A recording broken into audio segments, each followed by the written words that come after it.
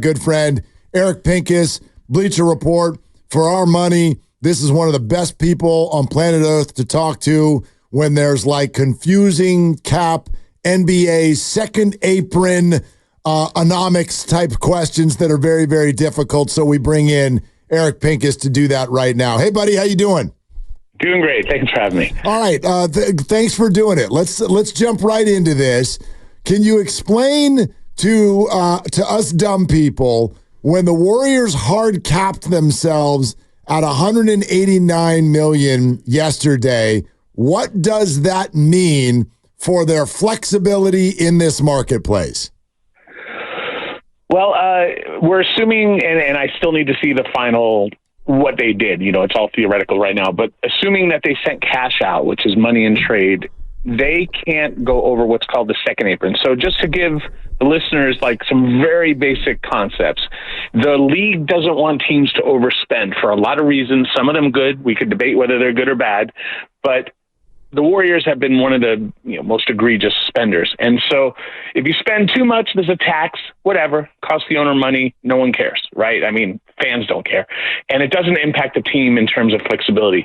Where it does is when you get to these aprons, because now what we're going to do is we're going to take away tools. We're going to take away what you can use to build your team. And that is where it hurts, and that's where it's hurting the Warriors. So if they did do this, that means that they are committing not to go over a certain line. But their owner has been talking, at least previously in the last few months, about staying below the luxury tax itself, because they've been spending so much money. It's like, maybe they're recognizing it's time to go in a different direction, let Klay go, et cetera. So I think what we're seeing is their commitment to some level of financial sanity, but it also means that, they can trade Chris Paul, they could re-sign Klay, but they're going to have a hard limit in what they can do.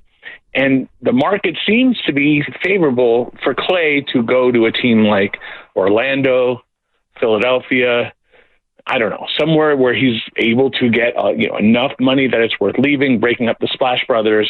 And while sentimentally, I think most people want that to stay together, it's business, and it looks like that may be the direction that we're headed.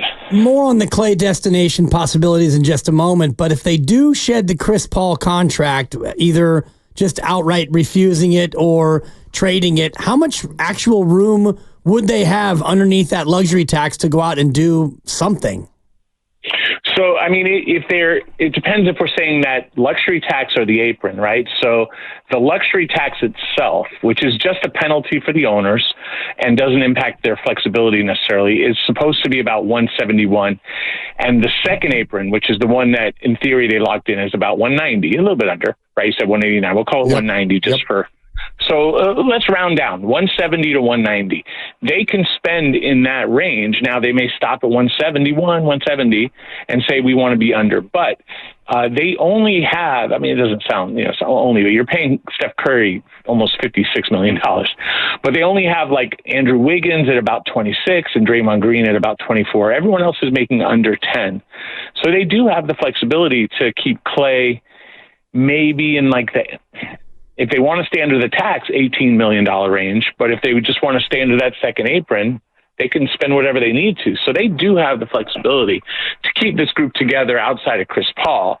I think what they're looking at potentially is maybe trading Chris and maybe even doing a sign and trade with Klay or trading out Andrew Wiggins. But the problem, you just have to be aware of, and there certainly are, is that they have a hard spending limit at a certain line. So they can keep that group together. You still have some young guys, Pajemski, Jonathan Kuminga, some younger players that have been growing with them, and maybe they kind of commit to a hybrid of Steph is Steph, but we're going to commit a little bit to be a little younger.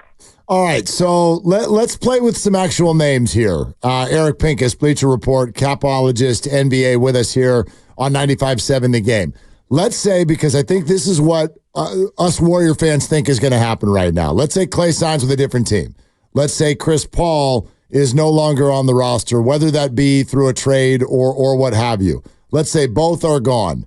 What kind of room is available for specific names? What do you think Kentavious Caldwell-Pope is going to get? Would he fit? Could he fit and Paul George if Paul is acquired in a trade? Right. Well, I mean, if we just say, let's say that they just say, all right, Klay, love you, it's been great, see ya. And they say, Chris Paul, no trade, we're going to waive you. And they're keeping Kevon Looney. At this point, even if they don't keep Kevon Looney, they don't have any real money to spend, but they do have what's called the mid-level exception. They would have the large one that's just under 13. So that would be their spending power to add one guy to replace everybody they let go. That's about it. Maybe you have $5 million here and you have some minimums and stuff. That's without trade. And so it is a potential path. Is it what they do? I don't know. I think what we're seeing, because they delayed the cut down date for Chris, which was supposed to be I believe today or tomorrow. Today, yeah. So they pushed it back a little bit. And that's something that Chris Paul has to agree to do, by the way. It's not something the team can do unilaterally. For Chris, the upside of pushing it back is, hey, maybe they trade me, and by doing so, maybe they guarantee me $30 million. So yeah, push it back. I mean, find me a trade. It's worth waiting a week or whatever to find out. If they were to say combining Wiggins and Chris Paul, or I don't know, Chris Paul and Gary Payton II, you just start going down the list. Kuminga or whatever. You could chase a Paul George. You could chase somebody else. Paul George is the name that has been linked to the Warriors. The idea being he's older, so you're not reinventing the wheel here. But the idea is that he has more left and is more versatile than Klay. He's a better defender than Klay still. He's a bigger body. And he's a very good shooter. I watched him closely with the Clippers, and like a third of the games you're watching the best player in the league. A third of the games you're watching a guy who just has no legs. So, the other third is probably a mixed bag where like he wows you at times, and then like whatever happened to Paul George? Wasn't he having a great game? And you get to the fourth and you're like, oh, forgot about him. But then there are other games where he's just, like I said, incredible. So the Warriors are good at taking care of their players, and maybe that's a pathway. Now the Clippers and Paul George are trying to figure it out. Is there a pathway forward? He would have to opt in probably to make that happen. There are all kinds of combinations of ways of doing it. But I think Paul would rather stay on the west of the country versus going to like Philadelphia. I don't know if Orlando's interested or not, but the teams that have money are basically those two plus Detroit. So if he could find his way to, say, Golden State, just an hour flight, right? It's about an hour. That's an easy thing to do. Families here, you can make it work. Whereas if you're going to Philadelphia, that's like, yeah, you want to see your kids, you probably got to move them with you.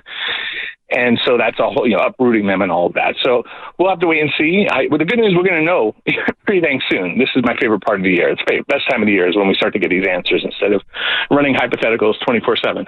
Yeah, us too, Eric. We've been doing this since the Warriors came up short against Sacramento. It's been 2 months of what if, and here we are on the precipice of it. The Chris Paul contract, $30 million, if it's guaranteed and then traded, what can the receiving team do with Chris Paul that makes it worth their while to take a 39-year-old backup point guard and not have to pay him $30 million? Well, it's very fluid and complicated. And the basic way of looking at it is that the Warriors have the benefit that they can increase the amount of the guarantee to whatever's needed to make a trade. Now, that could be, I ran some projections like Paul George type things, and it looked like in the neighborhood of 20-something million, at which point it's basically like the whole thing. You're not just going to cut Chris Paul to save $8 million at that point. In most cases, that wouldn't make sense for a team getting Chris Paul. I don't think any team looks at Chris Paul today and says he's a $30 million player, or in this example, let's say you guarantee 20. You just have to guarantee enough to make the math work, but it may be too much. So if it's like $8 million, sure. If it's $20 million, well, now it's like a commitment. And the team taking in Chris has to account for the full 30. It counts as whatever's guaranteed for the Warriors going out. It counts for whoever is getting Chris at the full amount. So it's not like an even number. And that can cause just all kinds of mess. But you get third teams. It's very common for multiple team trades.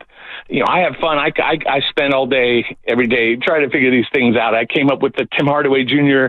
Grimes trade in 10 minutes about a month ago when I was figuring out what Dallas was going to do.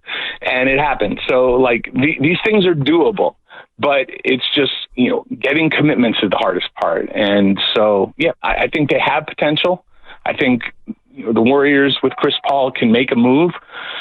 the team acquiring him is probably doing it because they're getting out of a number or somehow they're incentivized. If you're getting Jonathan Kuminga and you have to pay Chris Paul a certain amount this year and it's part of your budget, you have to pay that money anyway, then it's like, yeah, great, we got Jonathan Kuminga, we can give him an extension. Maybe the Warriors are too far apart. I'm just making up stuff. It's not saying that's the case. But, you could definitely see, just random, like Charlotte or Detroit. Detroit has cap room. Let's say they take Chris Paul and Kuminga and the Warriors get Paul George and the Clippers get something that makes it worth their while. That is theoretically a way that the Pistons are getting a player that they can immediately extend who they say is part of their core. Now, I don't know that they feel that way, but that's just an example of the kind of stuff that is ways to get around these complex rules. And it's why teams like Charlotte and Detroit and maybe Orlando and maybe even Philadelphia are really important because they have cap room, because they have that basically what you would call ultimate flexibility. And the Nets have a little flexibility. They have some trade exceptions. The Raptors have a Bruce Brown contract that's about $22 million, $23 million in that range. There's all these like little ways to find something to make it work. And I think the Warriors have to scour every bit of that right now. Okay, Eric Pincus, Bleacher Report with us. I want to circle back on two Paul George-related things, but I want to pass along some breaking news first, in that the Atlanta Hawks have traded DeJounte Murray to the New Orleans Pelicans in exchange for Larry Nance Jr. and 2 first-round picks. Pelicans send Larry Nance Jr. and 2 first-round picks to the Hawks for DeJounte Murray, and Dan Dibley's dreams have died. I had a DeJounte question for you, Eric, but I guess that goes away. That's Sorry gone. about that. Yeah, so anyway, let's go back to Paul George. You said something that I didn't miss this now. Did you just say that in a third of his games he looks like he's got no legs? Yeah, I mean, if you talk to any Clipper fans, I'm covering Lakers and Clippers in LA. He is an older guy, and there are times he just doesn't have legs. And then there are times where you're like, man, Paul George is so good. Like, you watch him, you're like, he's so smooth. He gets that shot off of everyone. He can defend at any, basically 1 through 4. And you're like, man, how is this guy not like an MVP candidate? And then another third of the games, you're like, is Paul even playing today? So, look at the game logs.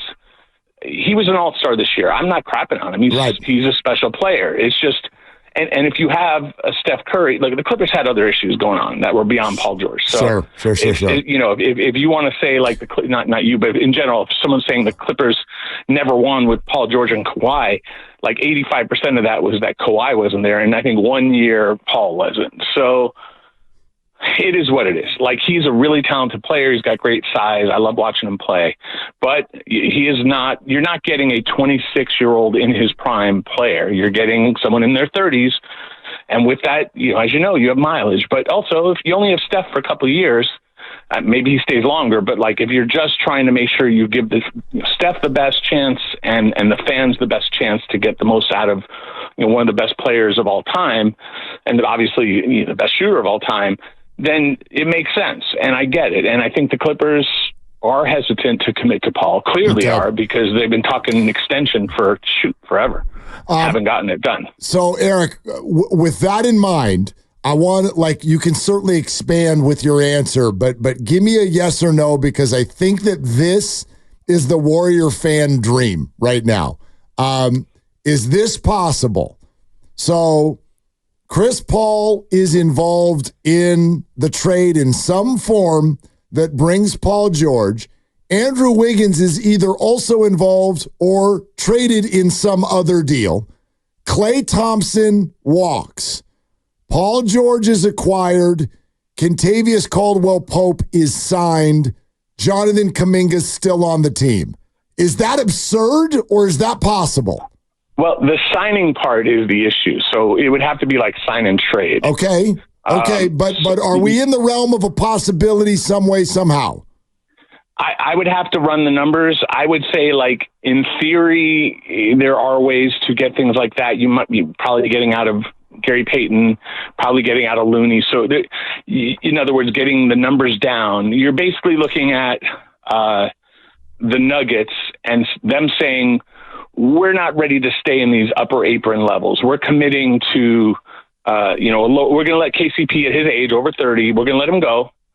And we're going to get back some younger player. Maybe make up like they're getting the Kuminga, or they're getting something young that makes it worthwhile for them. Moses Moody. Someone who could, fine, Moody. Fine. Okay. And it may be a first in there as well. Yes. Right, or whatever. So, look, again, KCP is not exactly young, but he does have a high demand. That's the other thing, is there's a demand, so the Warriors have to pay him enough to offset what some other team might be offering just straight up with money. So maybe Philly, who has money, says, okay, well, if the Warriors can't afford 19 or 20 starting, we'll do 21. We'll do 22. So, it is in KCP's best interest to maximize this opportunity. So, yes, there's going to the Warriors.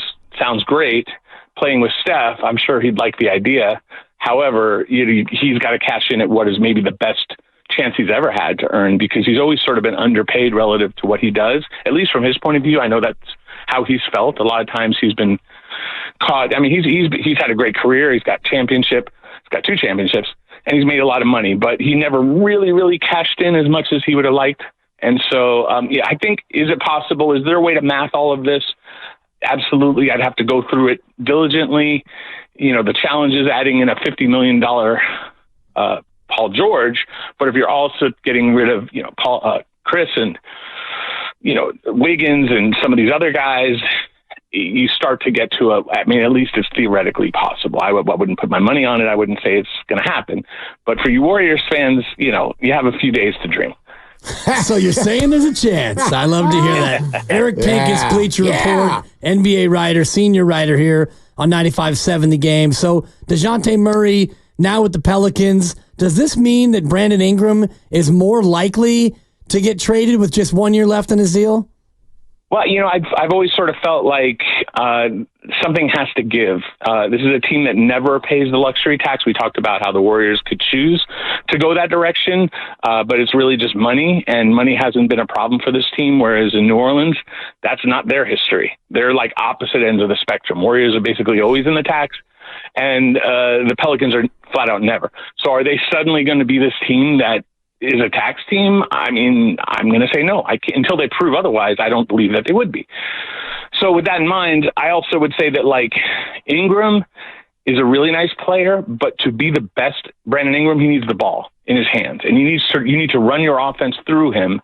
And there were times when Zion was hurt where that was the best that the Pelicans had to offer, and they were pretty damn good doing that. However, when Zion was healthy, they were better with Zion running it. And that's probably the destination for that team, is hope Zion's healthy, build a team around him. They seem committed still to CJ McCollum, who's very expensive, but is also somebody they value.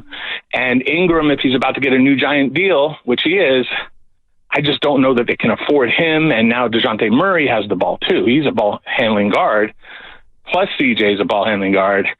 And Zion is basically at times a point forward or point center even at times. Where does Ingram fit in that? So I agree with you. Again, this is breaking news while we were on the call, so I haven't run any projections or anything, but I could see that Ingram, in a sense, is the fallback for the Sixers. I don't love it for them, but I get it. I get that's the best player they can get in this moment in time when they have the ability to get with cap room. And I can see that. It's not a perfect fit, but you have 3 talented players together, Tyrese Maxey, Brandon Ingram, Joel Embiid. They don't all 100% fit because Ingram's not a great catch-and-shoot guy. But at the same time, get talent. You have a coach like Nick Nurse who, he'll do anything. And I mean that in the most positive way. Right. As a coach, he's a kitchen sink guy. I respect the kitchen. I'm more of a kitchen sink guy. And I don't have any sort of scruples in playing the right way. No, the right way is to figure out how to win with the talent that you have. And that's a Nick Nurse philosophy, right or wrong. And so, get the best pieces, figure it out. And that's a direction. I don't know if it's the direction, but that's a possible direction. Eric, great stuff, man. Thank you so much. Thank you for the time today. Of course, anytime. Thanks for having me. All right, there it is. Eric Pincus, Bleacher Report.